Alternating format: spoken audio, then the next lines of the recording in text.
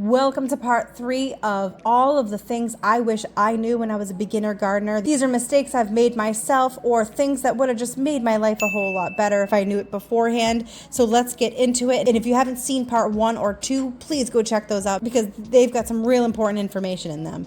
Number 1. Personally, this is such a game changer for me. Mulching.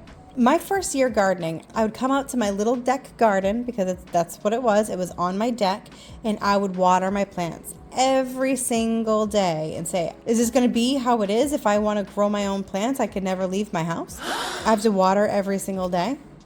Well, it wasn't until toward the end of the season that I actually started getting into gardening even more. One thing I wish I knew all of that time was just how much water is retained in the soil when you put mulch over it. I thought, yeah, I'm sure it's like slightly moist and maybe you can water it every other day. No, actually, I went like 3 weeks without watering my strawberry plants, and they're in like raised containers. My tomato plants, I was watering them every single day last year, and now I'm on like every maybe 3 days. And you know what? I probably could get away with every 4 days. Mulching really does help with water retention. And it helps with more things too. Not just water retention. It also helps with pest pressure, disease pressure, and it also helps with weeding. Although, depends on the kind of mulch that you put down. Now, what I've been using personally, I've only ever tried one type of mulch before, and that is straw mulch. So I do every now and then have to pick out some grass seed, but as long as you're looking at your garden every few days, you see one blade of grass and you just pick it up. It's literally so simple and so easy. The amount of weeds that are in there versus the amount of weeds that could be in there, it's a no-brainer. Number 2, plants that are considered cut and come again. Okay, what do I mean by that? Well, certain plants you take just part of, and certain plants you harvest the whole thing. So for example, if you're growing a cauliflower, you're harvesting that whole cauliflower and then the plant's done, right? You're done with that plant. If you're growing a head lettuce, for example, like an iceberg head lettuce, once that head lettuce is done, you harvest the whole head of lettuce. Plant is done after that. But there are certain things like leaf lettuce where you can cut 1/3 to 2/3 of the plant, eat it, enjoy it, and the plant's still in the ground and it'll produce more. Now, this works a lot with any leafy greens like spinaches and things like that. It also works with herbs. You can do that with your oregano, your thyme, your basil, where you just harvest some of it. I'd say up to half of it. Some people say up to 2/3 of it. Leave the rest to continue growing. Cut and come again. Another thing that's good with that is something like celery. You can literally just take off a stalk if you need it. 2 if you need it. Make your soup, make your salad, whatever it is you're making with celery, and it'll just continue to grow. Number 3, something I still make mistakes doing. Check the weather before watering. Just a couple of weeks ago, and I actually know better, but I did it anyways. I went outside, was having a lovely morning. I watered all of my plants, and the ones that are mulched, I water just every few days, and I gave them a nice deep water. And then what happened just an hour later? Yep, it's still raining. Yep, messed up. Okay. Yeah, it rained a lot. Not only did I not have to water my plants, but some of them got so saturated with water, they did not do well with it. Certain plants just don't like to be saturated with water, and it's called having wet feet. So definitely, please, just check the weather before you water. Number 4. Now this one we've already talked about a little bit. Watering schedule plus the finger test. Now what's the finger test? Well, I told you that I water my plants every 3 or 4 days, right? That's specifically the ones with mulch on it. The ones without mulch on it, I water every single day. I check my soil first. How do you do that? It's simple. You just dig your finger down a little bit, about 2 inches into the soil, and if it feels even slightly moist, you're good to go. If it feels, it's only kind of damp, I'd give it a little bit water. That's what I would personally do, but you could probably wait another day, to be honest. Number 5, last one before the bonus, diseases and prevention of those diseases.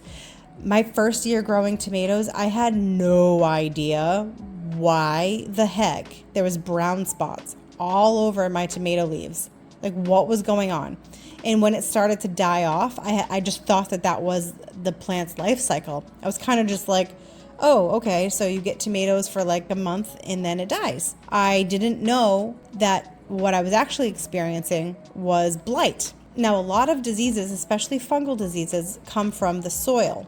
So what you can do is you can actually trim the bottom leaves that are coming off of your plants, basically any leaf below your lowest fruit. Just get rid of them. They'll continue to grow leaves upward. Just get rid of those. Anything that's touching the soil, just get rid of it. And the reason being is every time it rains or every time you water it, it's going to give that fungal problem more of an opportunity to get onto your leaves.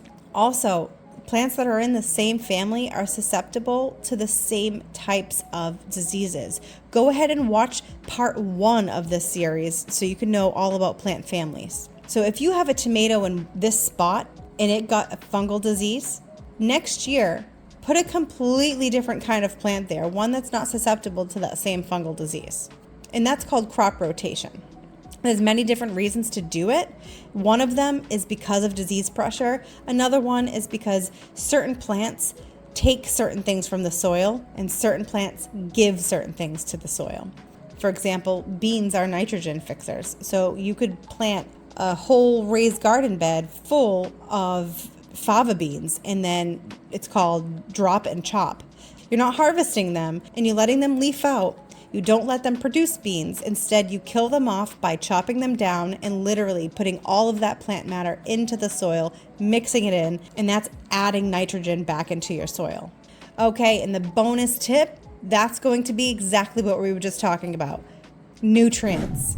My first year gardening, I did not understand fertilizer at all. I didn't understand the numbers, the N, the P, the K. What are they? Why are they? Why do I care? What's going on with them? Well, NPK stands for nitrogen, phosphorus, potassium. And they are all used by your plants, and they're very important. And as the plants are in the soil for a long enough period, the soil starts to get depleted of those nutrients. If I have something in the ground for a long enough period of time, especially in a container where the roots can't spread out and find the nutrients anywhere else, you have to add the nutrients back in. So what you want to do is you want to figure out what your plant needs. And in its early stages, a nice all-purpose is fine. So after your seeds have germinated, you're going to have what's called seed leaves. These are the 2 cute little leaves that come out. Most plants do have 2 leaves. Not all of them do. That's another video. After that, you're going to start seeing 1 or 2 other leaves that actually look like the true plant. Those are called the true leaves. Once you start seeing the true leaves, now you can consider fertilizing. At first, it'd be great to have an all-purpose or something that's a little higher in nitrogen.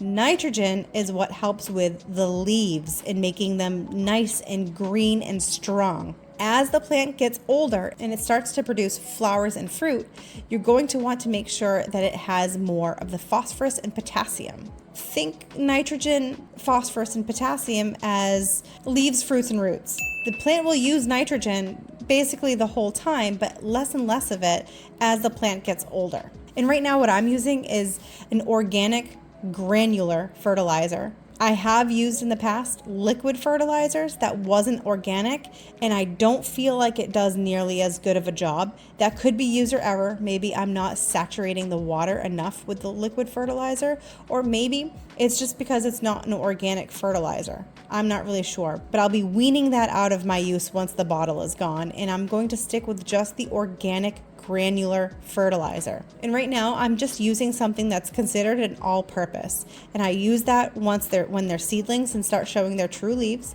I use it again when I transplant them up into a bigger pot, and I use it again once I transplant them up into my raised bed, and then I'll use it again maybe a month or so later after they're really established and are starting to fruit.